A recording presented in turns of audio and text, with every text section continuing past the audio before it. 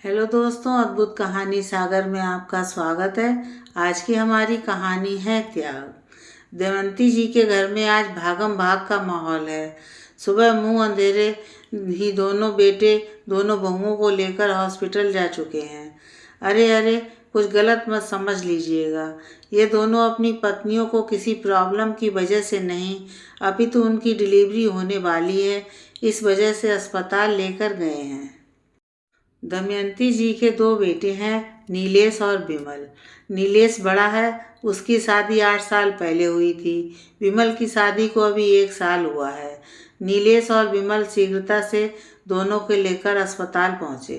कुछ देर में ही शीतल और माला को भर्ती कर डॉक्टर दोनों को लेबर रूम में ले गए। फिर विमल झट से घर जाकर थोड़ी देर में जरूरी सामान के साथ दमयंती जी को लेकर अस्पताल पहुंच गया। दमयंती जी पहले शीतल, नीलेश की पत्नी के वार्ड में गईं।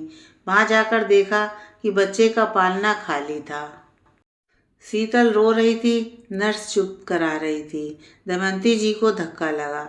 नीलेश ने धीरे से बताया कि बच्चा मरा हुआ पैदा हुआ। दमयंती जी ने रोती हुई शीतल को सीने से लगाकर ढांढस बंधाया। अपार दुख से उन्हें बहुत पीड़ा हो रही थी। डॉक्टर साहिबा ने आकर शीतल को नींद का इंजेक्शन लगाया। शीतल को नींद आ गई। डॉक्टर ने नीलेश और दमयंती जी से कुछ आवश्यक बात की और दूसरे मरीजों को देखने चली गई। कुछ देर बाद दमयंती जी माला, विमल की पत्नी के वार्ड में गईं। सुंदर सलोनी बच्ची को देखकर उन्हें चैन की सांस आई। माला से कुछ पल बात कर दमयंती जी बच्ची की देख रेख में लग गईं। नॉर्मल डिलीवरी के चलते तीसरे दिन माला को अस्पताल से डिस्चार्ज कर दिया गया। शीतल को 1 दिन अधिक रखा गया। मूलों में बच्ची हुई थी तो 27 दिन बाद नामकरण करना निश्चित हुआ। धीरे धीरे शीतल ठीक होने लगी। कुछ कुछ काम बच्ची का करने की कोशिश करती, पर माला मना कर देती। शीतल ऊपरी काम करती रहती। आज बच्ची का नामकरण है। घर में सुबह से चहल पहल है। शीतल रसोई घर में लगी है, साथ में काम वाली शांति भी है। दमयंती जी पूजा का सामान देख रही हैं। सामग्री, हवन कुंड, फल सभी रख दिए गए हैं। पंडित जी का इंतजार हो रहा है। अपने कमरे में माला भारी बनारसी साड़ी पहनकर बच्ची को तैयार कर रही है। दमयंती जी ने शांति से नीलेश को बुलाया। बेटा, पंडित जी को फ़ोन कर पूछो कब तक आ रहे हैं। आंगन के दरवाजे से आते हुए पंडित जी बोले, नमस्कार दमयंती जी, मैं आ गया हूँ, चलिए पूजा प्रारंभ करें। दमयंती जी ने पंडित जी को प्रणाम कर आसन ग्रहण करवाया। शीतल को आवाज़ लगाते हुए दमयंती जी ने कहा, शीतल, माला और बच्ची को जल्दी ले आओ, पंडित जी आ गए हैं। नीलेश और विमल ने आकर पंडित जी को प्रणाम किया। शीतल माला को लेने उसके कमरे में पहुंची तो माला ने उससे कहा कि वह स्वयं आ जाएगी। शीतल अकेले ही आंगन में आ गई। इसके कुछ पलों बाद ही माला बच्ची के साथ वहां आ गई। पंडित जी ने नामकरण संस्कार की, पूजा शुरू कर दी। दमयंती जी ने नामकरण संस्कार में बस कुछ एक रिश्तेदारों को बुलाया था। बच्ची का नाम रखा गया दिया। पूजा संपन्न करवाते हुए पंडित जी ने कहा कि अब सभी लोग बच्ची को आशीर्वाद देने आ जाएं। बच्ची की दादी, नानी, नाना, मामा, मामी ने बच्ची को आशीर्वाद और उपहार दिए गए।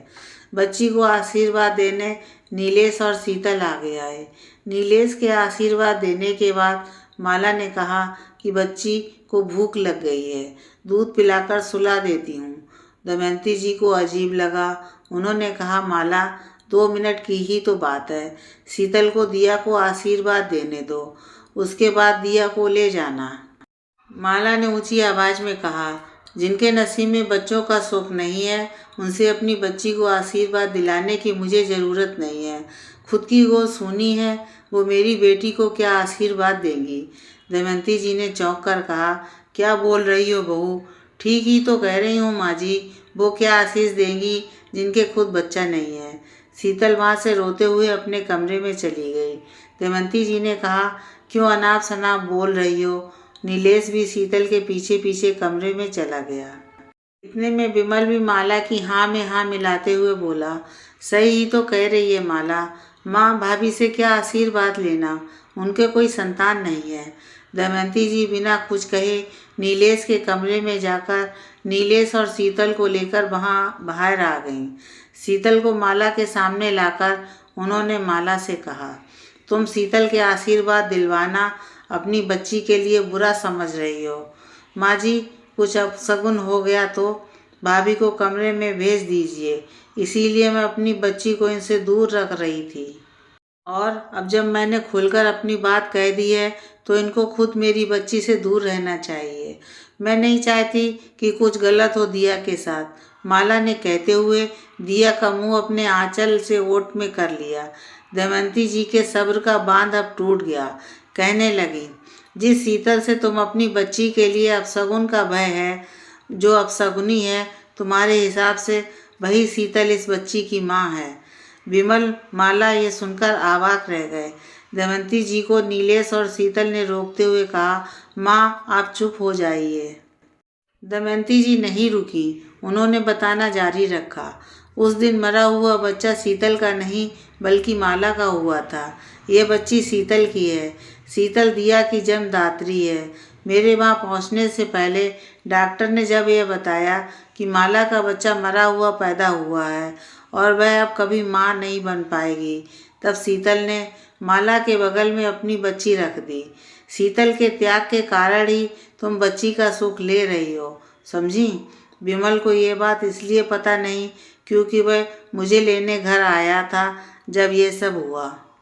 दमयंती जी ने तनिक ठहर कर कहा, आज तुम शीतल को अपशगुनी कह रही हो, जिसने अपनी गोद सूनी कर तुम्हारी गोद में अपनी बेटी डाल दी। एक पल नहीं लगाया, जबकि शादी के इतने वर्ष बाद उसे माँ बनने का सौभाग्य मिला था। लेकिन तुम्हारे फिर कभी माँ नहीं बन पाने का सुनकर उसने तुम्हें और विमल को ना बताने का कहकर अपनी बेटी तुम्हारी गोद में रख दी। उसके त्याग का तुमने आज ये सिला दिया। माला बहू, विमल और माला रोते हुए शीतल के पैरों में पड़ गए। कहने लगे, भाभी, आपने हमें दुनिया जहान की खुशी अपनी बेटी दे दी और हमने आपको इतना गलत समझा। शीतल ने माला को उठाकर कहा, आज के दिन रोते नहीं हैं। माला ने दिया को शीतल की गोद में देते हुए कहा, नहीं भाभी, आप ही दिया की असली माँ हो, मैं तो इस लायक ही नहीं हूँ।